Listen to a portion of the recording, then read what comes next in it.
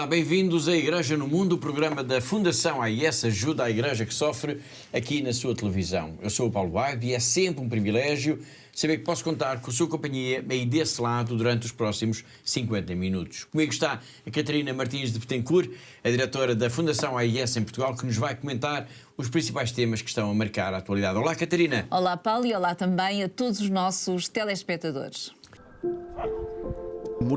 Então vamos rezar muito. Rezamos muito para que cada um de nós encontre o caminho para Deus. E para que seja realmente uma coisa pessoal.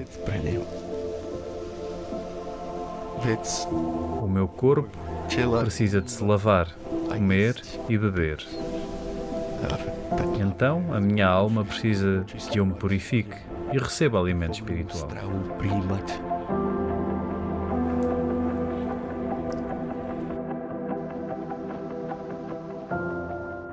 No extremo leste da Islândia, os frades capuchinhos, como o irmão Peter Fintor, que acabámos de escutar, vivem uma missão silenciosa e desafiadora. Numa paróquia que abrange 700 km de costa, eles enfrentam longas distâncias, a neve e o isolamento para levar a Eucaristia a quem precisa, mesmo que, por exemplo, apenas 2 pessoas venham a comparecer na missa. É uma estranha terra de missão.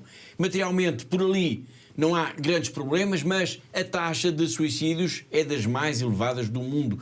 Tudo isto ajuda a perceber a importância da missão do irmão Peter e de um punhado de outros capuchinhos que tentam ser como que um farol de luz e de esperança no deserto de gelo da Islândia. Neste ambiente tão particular, a oração, o acolhimento e o testemunho da fé destes frades está a mudar a vida de muitos e, olá uma vez mais, Catarina, a mostrar que o amor faz toda a diferença. É verdade, Paulo. De facto, o papel da Igreja é sempre fundamental, onde quer que seja, mesmo em países como a Islândia, que é quase um deserto de gelo, como o Paulo disse, onde os poucos habitantes vivem, de facto, de uma forma, na sua maioria, vivem materialmente muito confortável, mas onde as necessidades espirituais são muito grandes.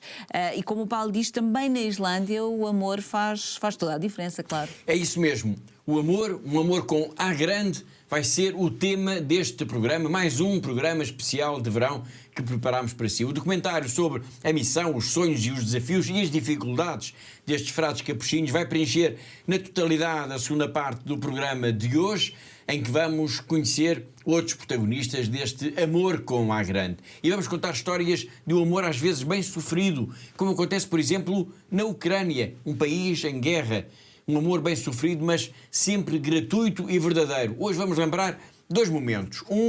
Logo no início da invasão da Ucrânia, quando as tropas russas entraram no seminário de Vorzel e destruíram e vandalizaram tudo aquilo que puderam. E mais tarde, já em novembro do ano passado, quando se assinalaram os 1000 dias de guerra, e o Papa Francisco leu uma carta enviada por um jovem que tinha descoberto na violência da guerra um amor maior. Já lá vamos, para já, Catarina.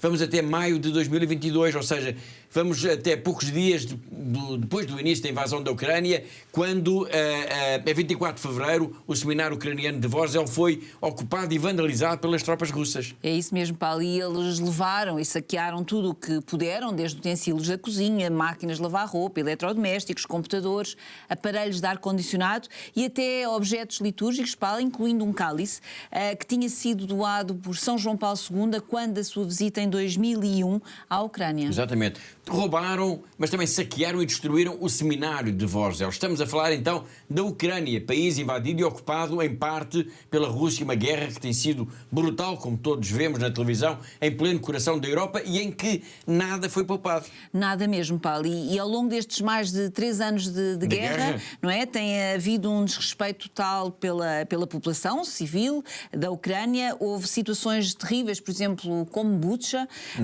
que logo no início, portanto, uma região, uma zona norte de Kiev, onde logo nas primeiras semanas após o início da guerra, Paulo, se deu então um massacre de dezenas de pessoas e que foi terrível e foi dramático e de facto nem os lugares de paz, de oração, como as igrejas ou os seminários foram poupados. Paulo. Foram poupados, exatamente. Bom, mas foquemos então no que aconteceu em Vorzel. Face à violência, ao ódio e ao desprezo manifestado pelos soldados russos, qual foi a resposta dos seminaristas ucranianos? Bom, Paulo, foi uma resposta de serenidade, não é? Desde o primeiro momento.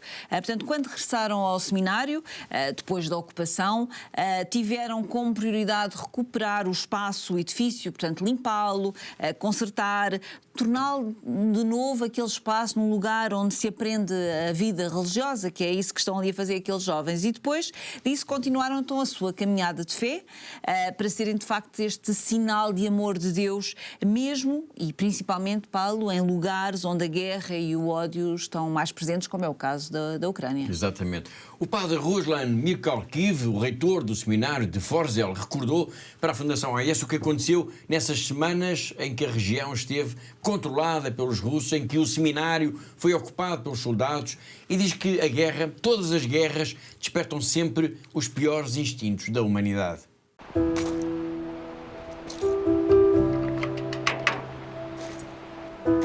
Rosjanie takie drzwi wejściowe tam wyparli i wkroczyli.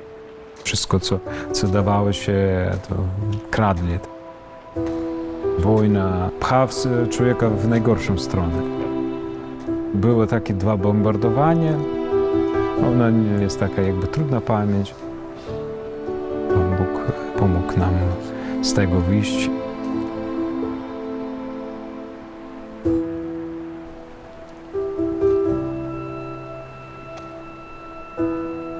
Wróciliśmy gdzieś w maju 22 roku. Bardzo ciężka była tamta zima. Często byli te alarmy, bili po elektrowniach, nie było gazu, nie było elektryki. Było często ciemno i przy świecach modliliśmy się, tak mówili, że jak pierwsi chrześcijanie. Tak jak wszędzie w Ukrainie mamy tę świadomość tej wojny, że ona jest i dlatego ciągle się modlimy, ciągle pamiętamy. W tych trudnościach właśnie odczuwam, że jestem powołany do tego i odczuwam, że chcę nieść ten krzyż i pomagać innym. Seminarium to jakby miejsce młodości Kościoła, miejsce przyszłości Kościoła. Mogę powiedzieć, że widzę zmiany.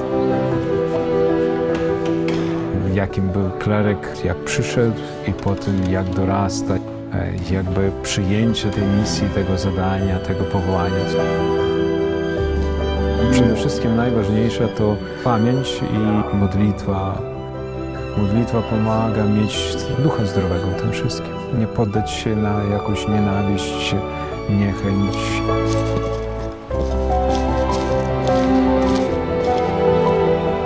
O to chodzi też w seminarium, że dobro jest lepsze i mocniejsze od zła.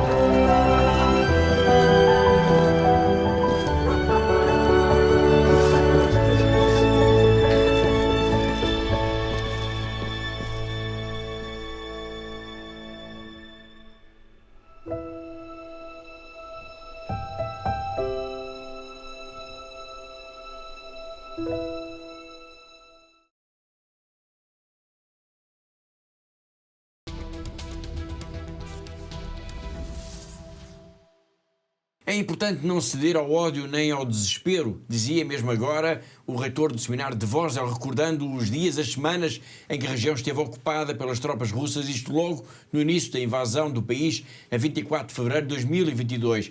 1000 dias depois, uma data simbólica que se assinalou a 19 de novembro do ano passado, o Papa Francisco leu uma carta muito especial. A carta escrita por um jovem ucraniano que é, Catarina, uma verdadeira declaração de amor. Sim, Paulo, podemos dizer isso. Portanto, que esta carta que foi escrita então por este jovem ucraniano e que foi lida, como o Paulo disse, pelo nosso saudoso Papa Francisco, foi sem dúvida uma declaração de amor. Portanto, nesta carta este jovem diz que no fundo ele desabafa coisas muito íntimas, muito fortes, como por exemplo ter sido já, e por causa da guerra, ter assistido a muitas mortes na sua vida e que também às vezes chegou a desejar voltar a ser criança, a poder abraçar-se, refugiar-se nos braços da sua mãe.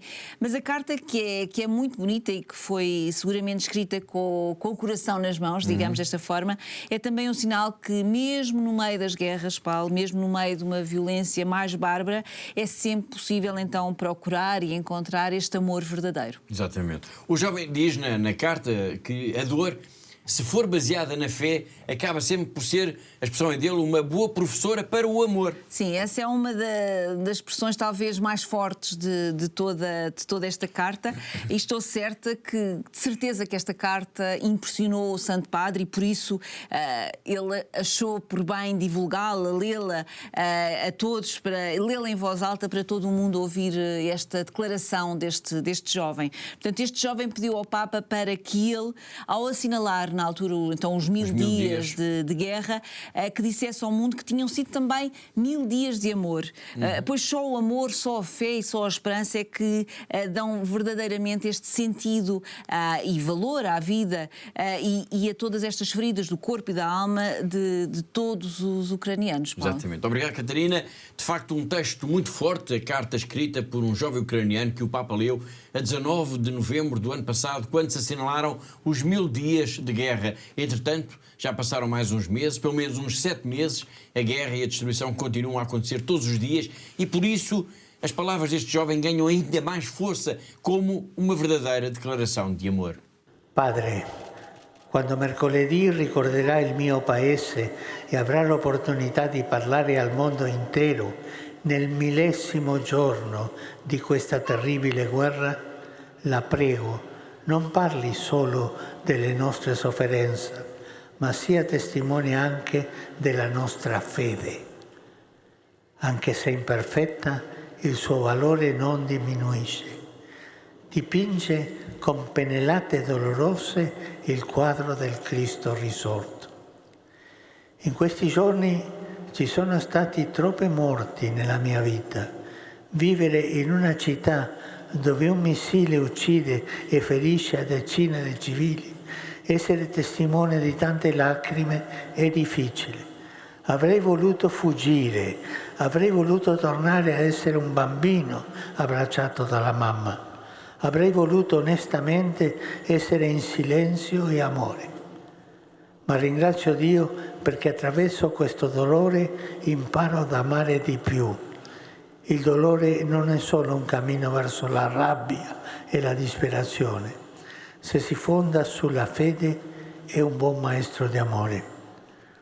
Padre, se il dolore fa male significa che ami. Quindi quando parlerà del nostro dolore, quando ricorderà i 1000 giorni di sofferenza, ricordi anche i 1000 giorni d'amore. Perché solo l'amore, la fede e la speranza danno un vero significato alle ferite.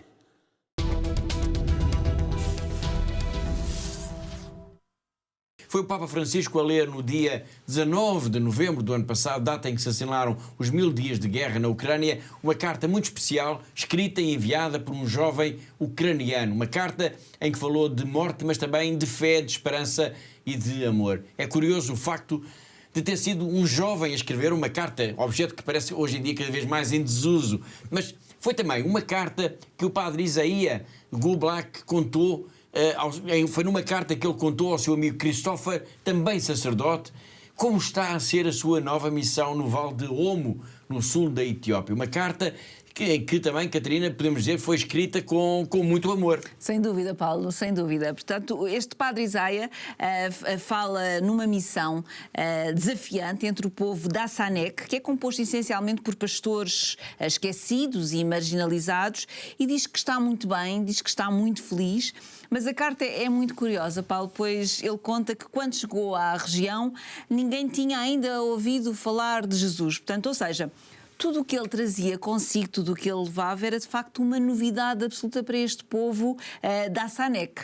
Mas foi uma novidade, mas correu tudo muito bem. Sim, e o padre Isaia diz isso mesmo, que ele está completamente apaixonado por este povo, que o acolheu como se fosse um deles e que tem aprendido muito ao longo deste tempo, destes anos que tem vivido com eles. Portanto, a vida ali, no sul da Etiópia, Paulo, é muito simples, mas o padre também reconhece ao mesmo tempo que aprendeu também a amar esta simplicidade com que estes pastores vivem e que tudo se consegue quando Deus está connosco. Exatamente. Bela mensagem, de facto, depois da carta do jovem ucraniano lida pelo Papa Francisco no dia em que se assinalaram os 1000 dias de guerra. Vamos agora, então, até à Etiópia, à boleia de uma outra carta, desta vez escrita por um sacerdote e namorado pelo povo da Sanek, que vivia, neste caso, esquecido e marginalizado pela sociedade.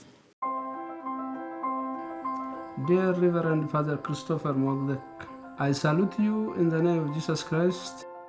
We are very fine and so much happy in this new and so much challenging mission of the Church among these forgotten and marginalized lower South Omo pastoralists. They have the face of the loving God. When I came here 9 years ago, it was completely desert. No single Dasanich person was heard about Jesus Christ. It was somehow risky to greet a Dasan shepherd on the road for any visitor. However, to the surprise of many outsiders, the Dasanich communities welcomed Jesus Christ. And it took me like one of them, they changed me.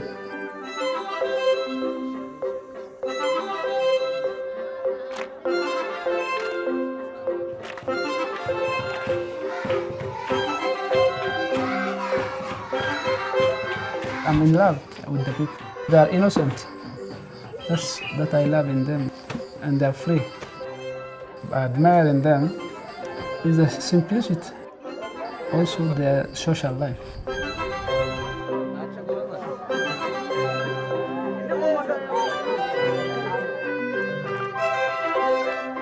If you love anything, it's not difficult.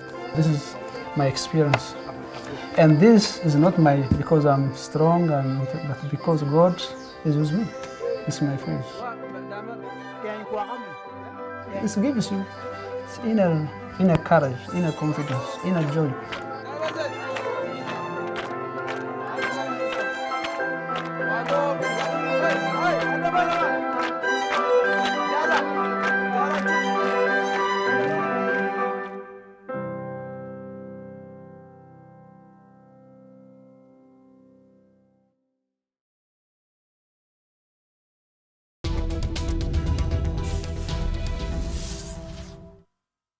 Foi o padre Isaia, cuja carta escrita para o padre Christopher nos levou até ao mundo dos pastores esquecidos e marginalizados que vivem no Vale de Omo, no sul da Etiópia. Este é um programa especial de verão, um programa marcado pelo tema do amor. E não haverá maior expressão de amor do que se falar da pessoa que foi a nossa melhor amiga. Mas foi isso mesmo que fez para a Fundação AIS Patience John. Ela recordou-nos a história trágica que aconteceu a ela e a Sara Ioana, a sua melhor amiga. Uma história que nos leva agora até à Nigéria e, Catarina, até ao drama do terrorismo. Sim, é de facto uma história que nos leva, Paulo, até ao dia 28 de outubro de 2012. Vão fazer 13 anos deste evento. E ao lado de Patient John, então na igreja estava Sara, que é a sua melhor amiga. A missa já tinha começado, estava a decorrer, quando então houve um barulho ensurdecedor dentro da igreja e houve uma explosão que transformou então aquela celebração que estava a ser uma festa num momento de horror. Foi uma explosão, foi um ataque terrorista em que um suicida se atirou com um carro carregado de explosivos para dentro da igreja. Sim, Paulo, e deixou muitos mortos, muitos feridos. Sara Ioana foi uma das vítimas deste ataque terrorista, que foi depois reedificado então pelo Boko Haram, um grupo jihadista que quer instaurar um califado nesta região norte da Nigéria. Paulo. Nós estamos a recordar esta história, e já passaram de facto muitos anos, também para dizer que, apesar da violência do ataque, a comunidade cristã, esta comunidade cristã desta aldeia nigeriana, continua a reunir, continua a rezar e continua a viver a sua fé, talvez até com mais força do que antes. Sim, Paulo, e este é mais um exemplo das muitas. Temos inúmeras histórias deste género que nos mostram que é assim na Nigéria.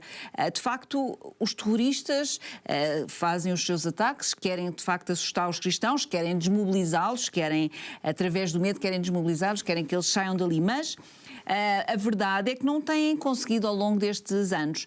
Neste caso em concreto, como em tantos outros que acontecem com tanta frequência na Nigéria, os terroristas destruíram a igreja, destruíram o edifício da igreja, mas não destruíram a fé. A fé do povo ficou, de facto, ainda mais forte depois deste ataque, Paulo. Exatamente. E Sarah Johanna, a melhor amiga de Patient John, também não morreu em vão. Ainda hoje ela é lembrada como uma mártir da igreja, como um dos rostos da coragem dos cristãos que dão a vida por um amor maior, um amor que só se compreende mesmo à luz da fé.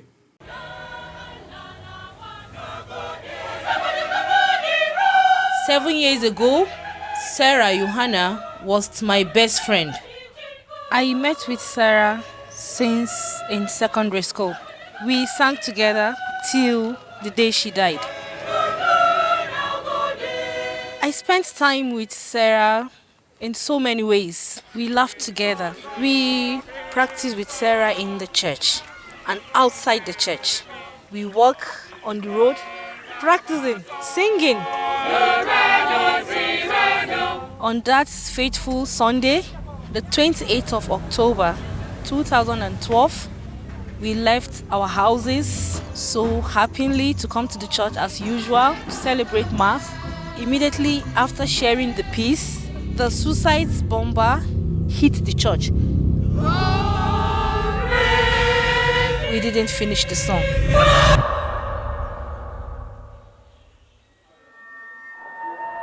Some people crying, people shouting. All I could see on my body was blood. And I lost one of my eye. And because of that day, I have scars that will remain in my body forever. There's nothing to be ashamed of, because whenever I see myself, when I look at my face in the mirror, I say, God, you know all. Sarah died in my presence.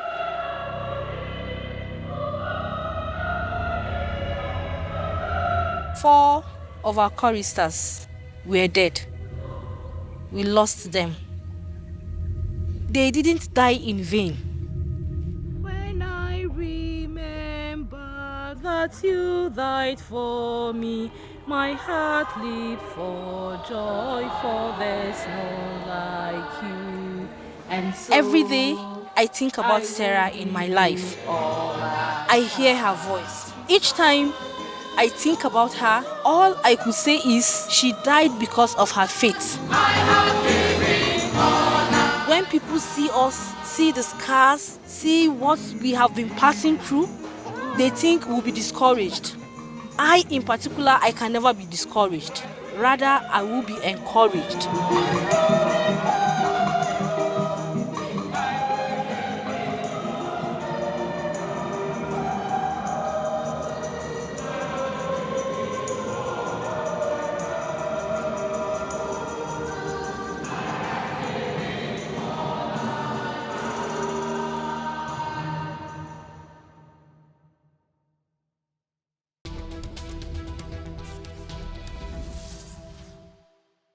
E desta história simultaneamente tão dramática e bela, uma história de amor, a história de duas amigas da Nigéria que conheceram o horror do terrorismo. Vamos agora para um breve intervalo e na segunda parte, eu recordo que este é um programa especial de verão subordinado ao tema do amor. Na segunda parte nós vamos então ao encontro dos frades capuchinhos que estão na Islândia e que estão a procurar aí também mudar a vida das populações, e tudo subordinado ao tema do amor. Um documentário para ver depois de um breve intervalo. Até já!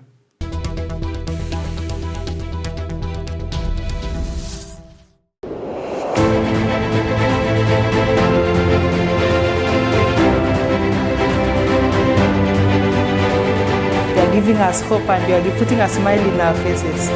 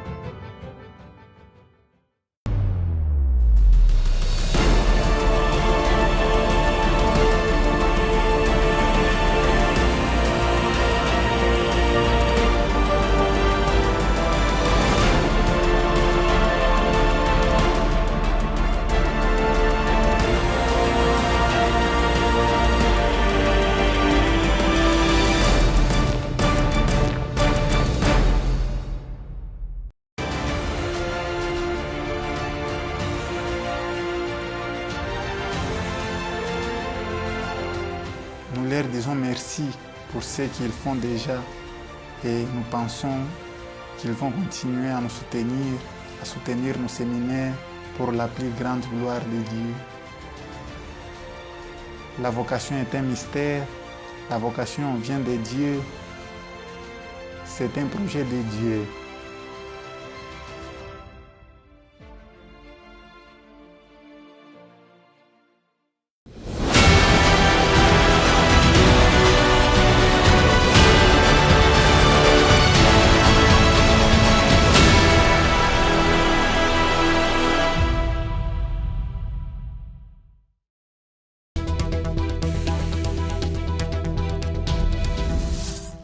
Olá de novo. No início do programa nós escutámos o testemunho de um frade capuchinho que está na Islândia, um país deslumbrante, por certo desconhecido da maior parte dos portugueses, onde a vida material é muito razoável, mas onde falta às vezes, Catarina, o sentido de Deus. Exatamente, Paulo. E essa tem sido, de facto, a grande batalha, não é, destes 3 frades capuchinhos que estão na Islândia e que surgem então neste documentário da Fundação AIS.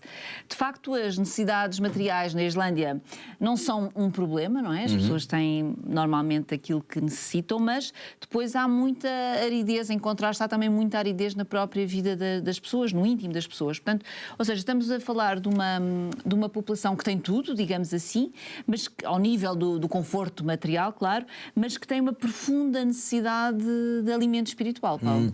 Ser missionário, então, num país que é um deserto de gelo, e este é o nome do documentário que já vamos exibir, ser missionário, então, num país assim, com mais de 100 mil km², ou seja, é maior do que Portugal, mas que tem, no entanto, uma população mínima. São menos de 400 mil habitantes, é tudo, menos 400 mil habitantes. Não deve ser fácil. E quando ao número de católicos, Catarina, então ainda é mais pequeno, são apenas cerca de 14 mil. É verdade, Paulo, isso, é isso mesmo. E isso ajuda também, estes números ajudam-nos a perceber também a missão difícil que estes 3 frades capuchinhos têm. É mesmo uma missão de entrega total a Deus, de sacrifício, mas tudo o que eles têm feito, Paulo, na Islândia tem sido notável e é de facto, como é o mote deste programa, é de facto o amor a funcionar. É isso mesmo, é o amor a funcionar, neste caso no deserto de gelo que dá pelo nome da Islândia, e onde vamos agora encontrar 3 simpáticos frades capuchinhos.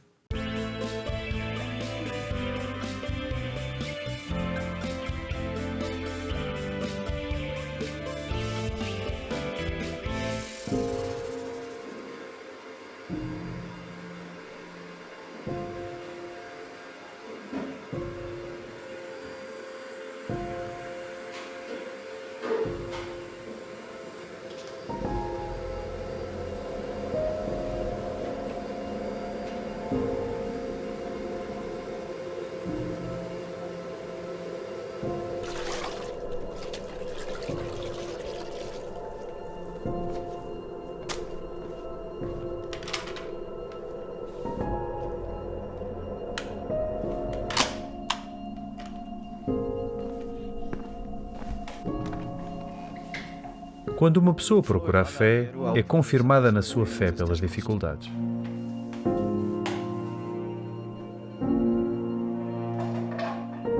E aqui, esta vida confortável traz poucas dificuldades a uma pessoa.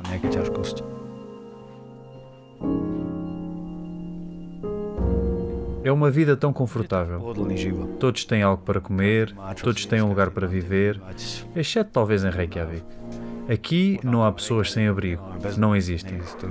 É uma existência realmente confortável e, assim, uma pessoa não se volta para Deus.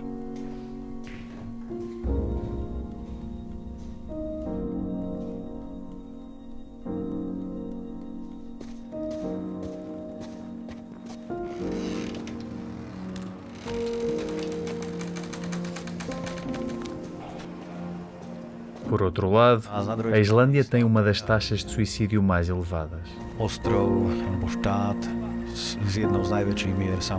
Isso também acontece aqui, na nossa cidade.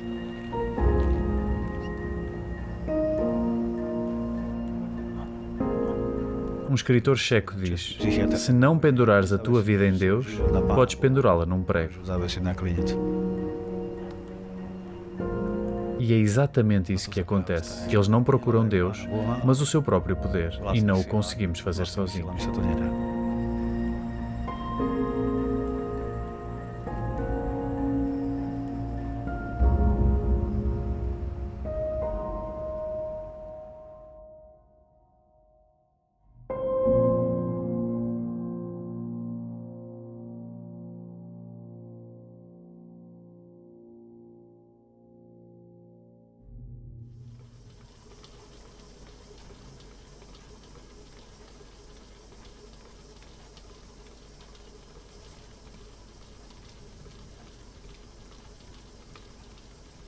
O meu nome é Peter Kovacic. Sou capuchinho, da Ordem dos Capuchinhos.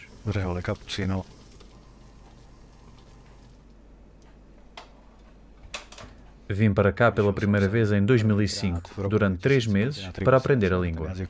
E depois regressei em 2007 para ficar.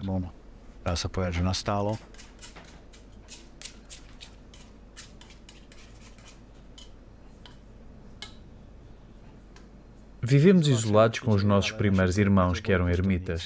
Eu prefiro gravitar para esta vida.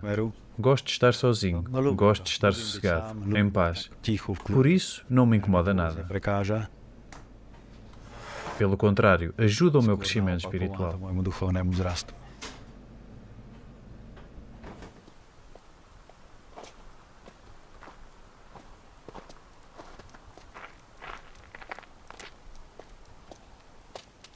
Para mim, foi uma graça que me salvou quando tive uma crise espiritual.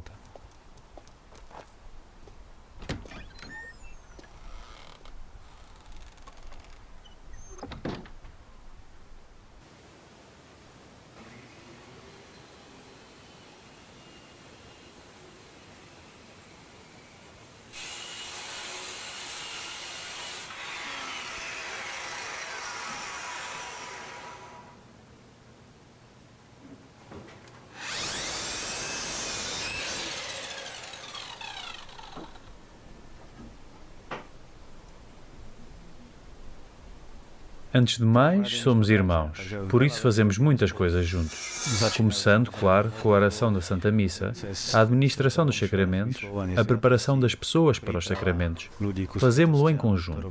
E os irmãos Milo e Finto fazem mais do ponto de vista físico. É bonito quando as pessoas se complementam assim.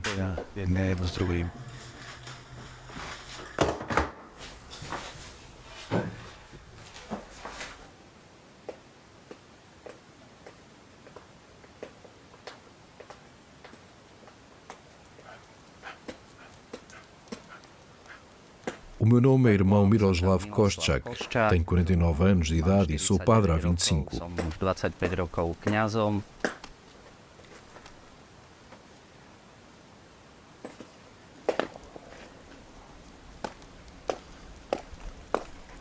Quando aqui cheguei, poucos meses depois, algumas pessoas já me procuravam para se confessarem. E eu percebi que existe o desejo de aprofundar até o conhecimento da alma. A vnímal som, že je tu tá túžba ísť na takú hĺbku, na hĺbku duše, poznania.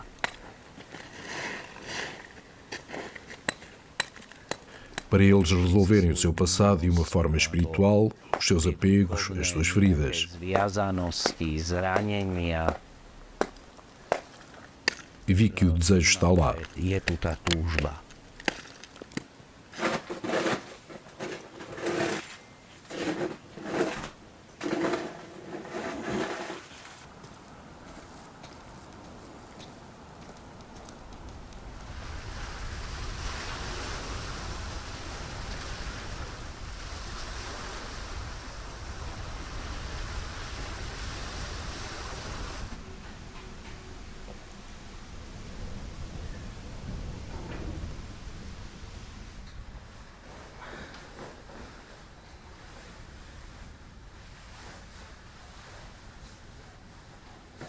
O meu nome é Peter e o meu apelido é Fintor. O diminutivo Finto vem da escola primária. Os meus amigos inventaram-na. Todos me chamam Finto. E eu gosto muito. Por isso, Finto é um bom diminutivo e eu gosto muito dele. É agradável para mim.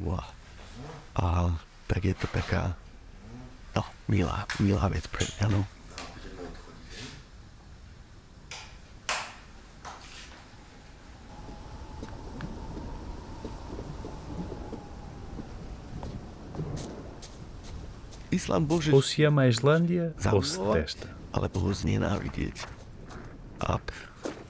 Eu ainda gosto dela.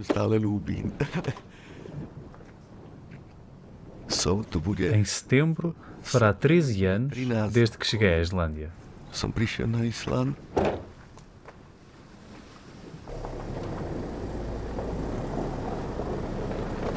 Certa vez a minha mãe ficou furiosa e gritou: "Quando é que vais voltar? Já estás aí há muito tempo. Já é tempo de voltares. Deixa outros irem para aí tentar, não apenas tu." Então eu disse: "Mãe, mas eu quero morrer na Islândia." Ela ficou em silêncio. Desde então, tem estado mais calma.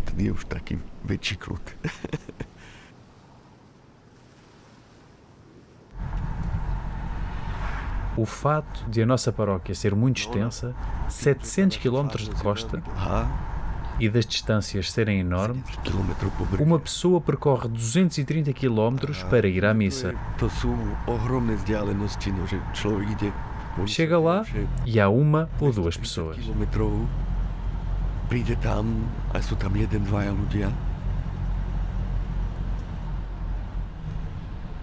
Sami tak stalo, že som sa vracal práve z toho severu.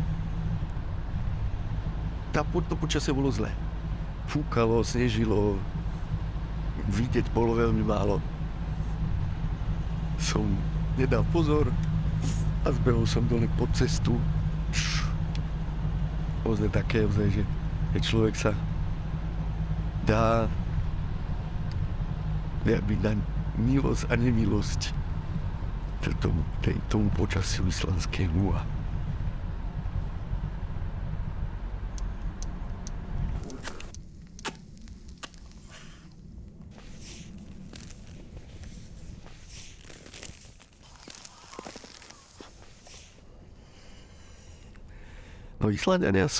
A grande maioria dos islandeses são luteranos.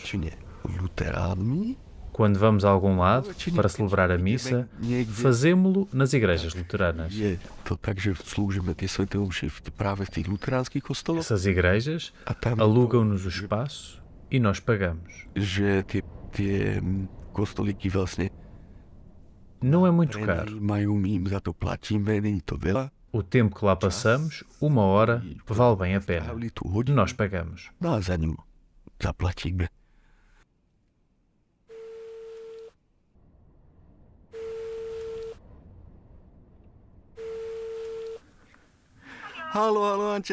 Olá, minha querida. Deus te abençoa.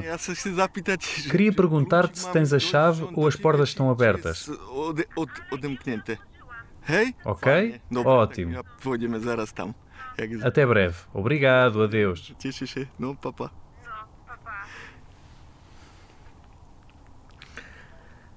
Fajnie.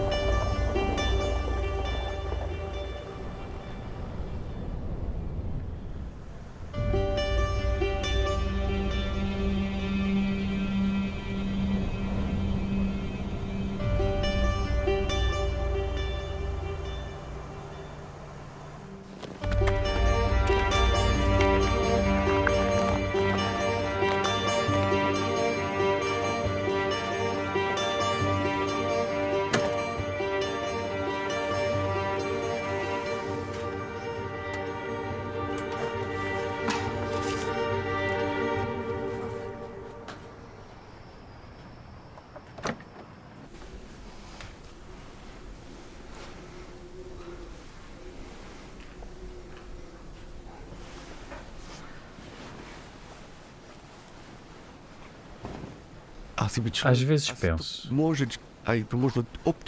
estou tão desiludido. Tão desiludido por não haver ninguém. Seria bom se viessem mais pessoas, se a igreja estivesse cheia e eu pudesse falar para imensas pessoas.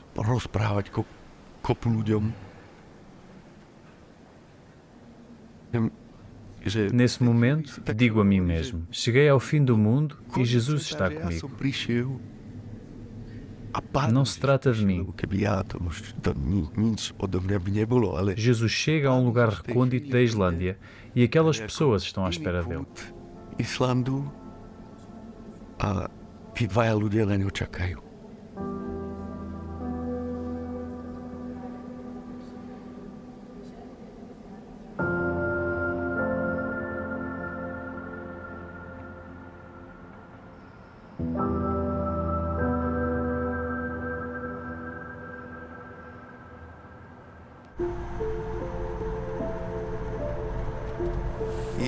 Jesus, cheio do Espírito Santo, regressou do Jordão para o deserto e durante 40 dias foi tentado pelo diabo. Ele não comeu nada naqueles dias e, por fim, teve fome. E o diabo disse-lhe: Se és o Filho de Deus, diz a esta pedra que se transforma em pão. Jesus respondeu-lhe: Nem só de pão vive o homem.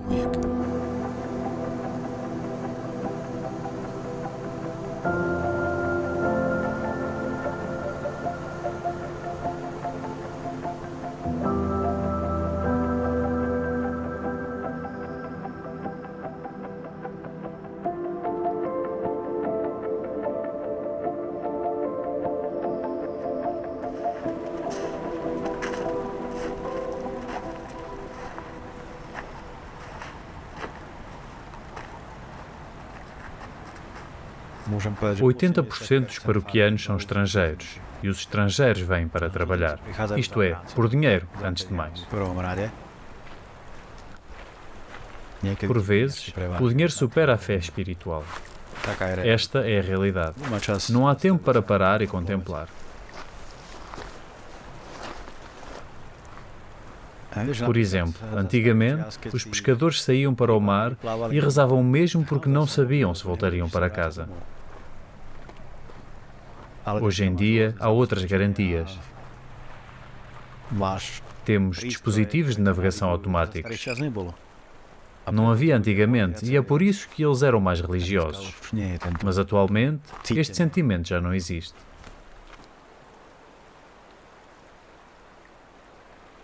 Todos os anos, milhares de pessoas vinham nos seus barcos pescar neste fiorde. Há cerca de 4.000 pessoas enterradas neste fiorde. Neste cemitério, existem apenas 49 sepulturas. É um local simbólico.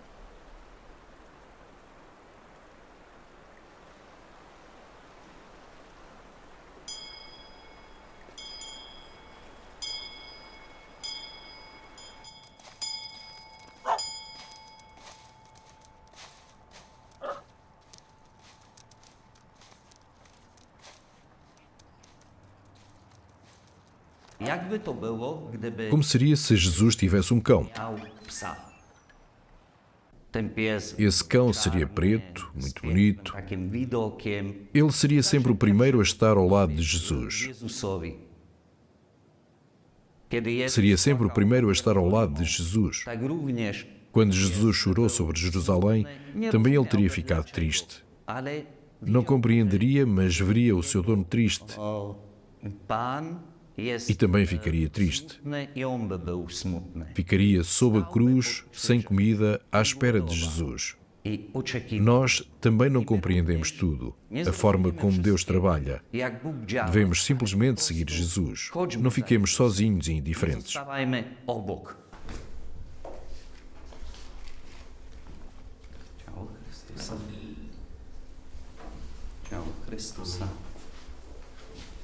Ciao Chrystusa. Amen. Ciao Chrystusa.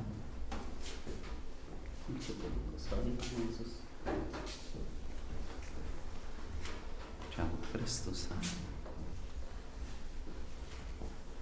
Ciao Chrystusa. Amen.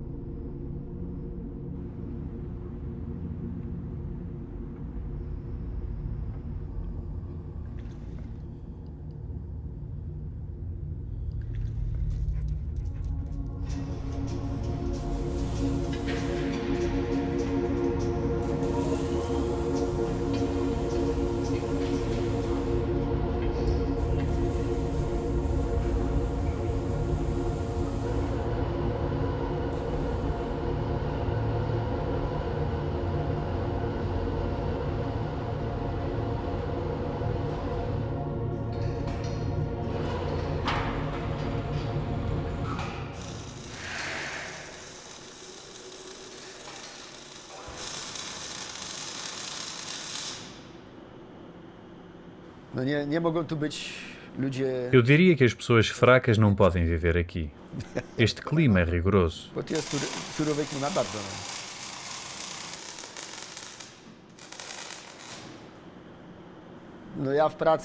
Todos os dias, no trabalho, ao meio-dia, tenho o hábito de rezar. Rezo e trabalho. Isso dá-me força.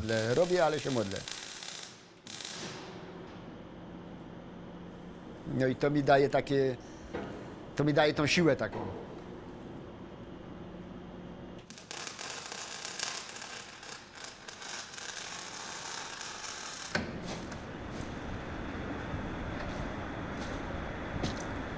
Pan Bóg daje każdemu. Deus dá a cada pessoa uma missão na Terra para cumprir. Na ziemi do wypełnienia. Jeden jest lekarzem, inny É médico, outro soldador, outro professor. I ten dar po prostu Devemos desenvolver esse dom e com ele aproximar-nos de Deus. zbliżać się do Boga.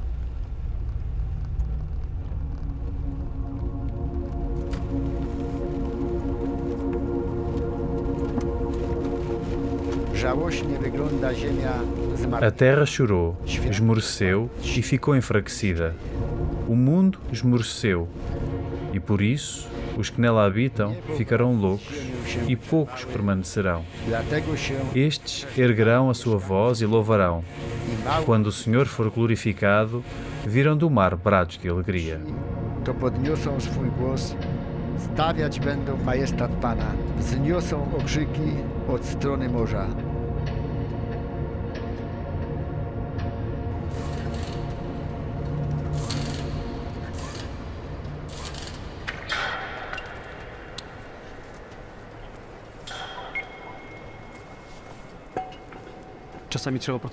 Por vezes é preciso trabalhar com máscara. Há pó e outras partículas. Há metais pesados como o flúor e o alumínio. É um trabalho árduo.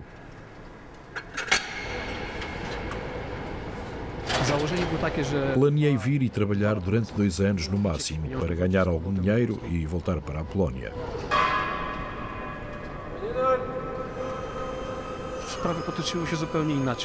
Os meus planos mudaram. Conheci a minha mulher.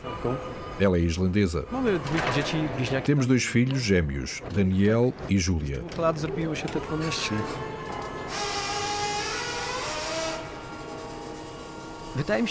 E foi assim que 2 anos se tornaram em 12. Penso que se alguém estiver sempre a correr entre o trabalho e a casa, perderá a sua fé. É por isso que há 2 anos perguntei a mim próprio, porque sou católico.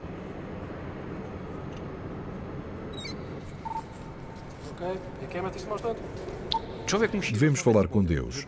Muitas pessoas pedem algo a Deus, dizem, dá-me isto ou dá-me aquilo, mas já alguma vez se perguntaram, ajudei os outros? Dei alguma coisa aos outros? Eu nunca tinha feito isso.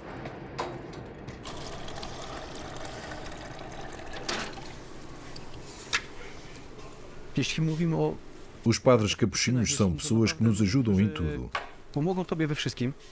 Seja espiritual ou material, como reparações em casa, eles vêm e ajudam-me. Não há problema, eles estão sempre disponíveis. Sinto-me melhor por isso. Sentia a falta disso na minha vida.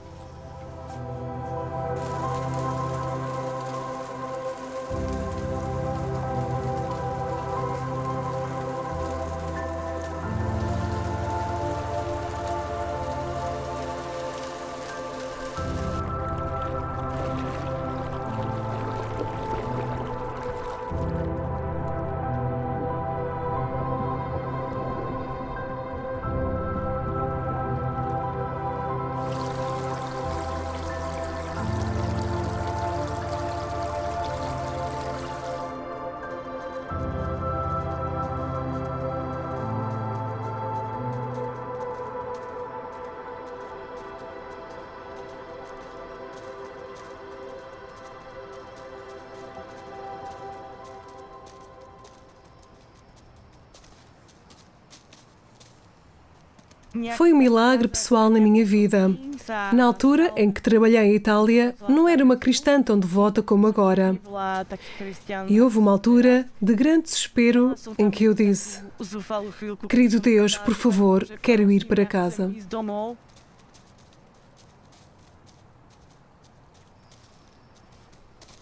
Quando ele me convidou para vir para Eskirfurdur, eu disse que tinha algumas condições. É preciso que haja uma igreja. Preciso de um lugar onde ir à missa e confessar-me. E que haja pelo menos um padre que me entenda na confissão. Ele disse, isso não é um problema, há 3 aqui.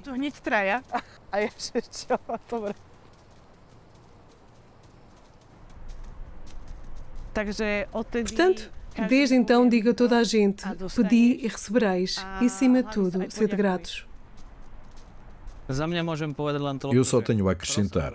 Pedi e recebereis. Eu recebi.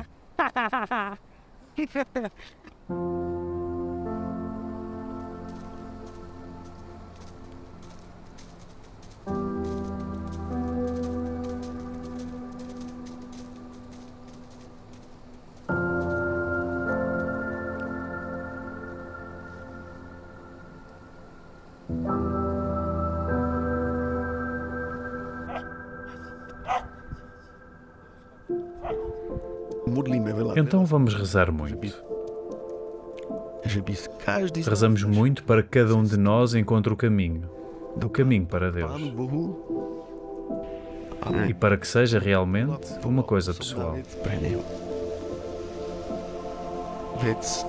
O meu corpo precisa de se lavar, comer e beber.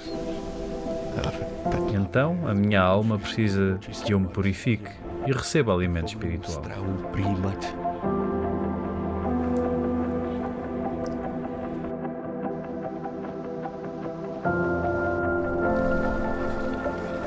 Como diz o ditado, tens de atravessar o vale de lágrimas com alegria até ao céu. Nós, irmãos capuchinhos, devemos ser especialmente alegres, para mostrar às pessoas que a vida de um servo deve ser uma vida alegre.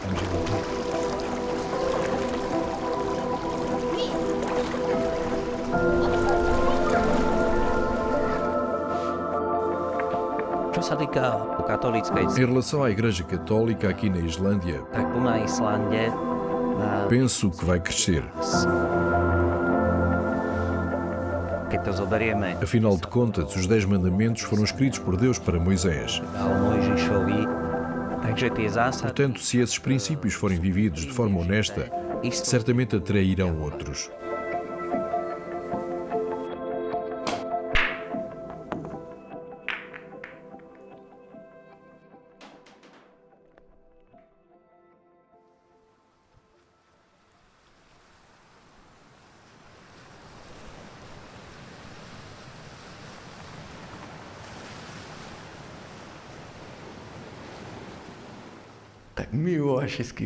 É bom ver-vos a todos após tanto tempo.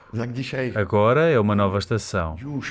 Tivemos Natal e agora é a Quaresma. Esta estola é roxa, cor mais triste. Mas não devemos ficar tristes. Devemos estar alegres, porque sabemos que a Quaresma vai durar pouco tempo e depois Jesus ressuscitará.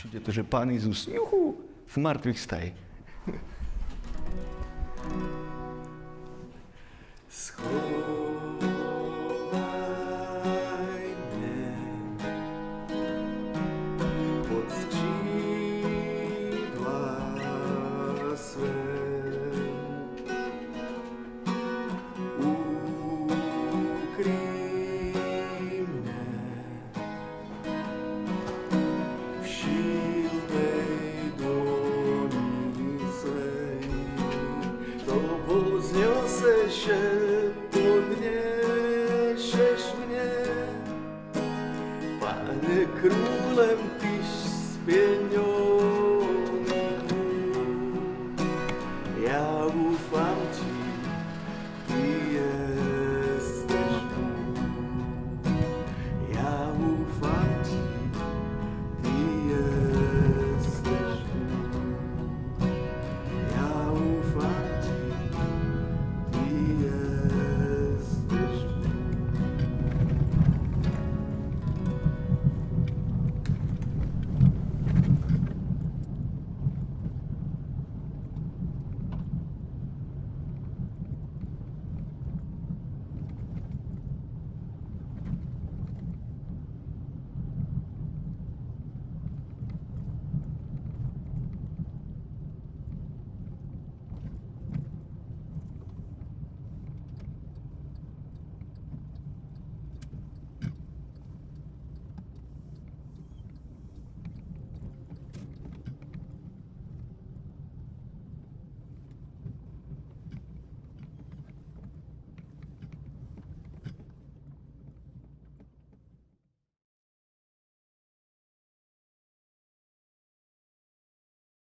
E com este documentário sobre a Islândia, um deserto de gelo, chegamos ao fim do nosso tempo, chegamos ao fim do 4º programa especial de verão que preparámos para si. Na próxima semana teremos outro documentário, outra história também notável para lhe contar. Todas as semanas nós marcamos encontro aqui porque há uma igreja que precisa da nossa ajuda. Agradeço a presença da Catarina Martins Betancourt, a diretora da AIS em Portugal, assim como o apoio de todos aqueles que ajudaram a editar e levar até si este programa da Fundação. Despeço-me com amizade. Até ao próximo programa, até à próxima semana, se Deus quiser.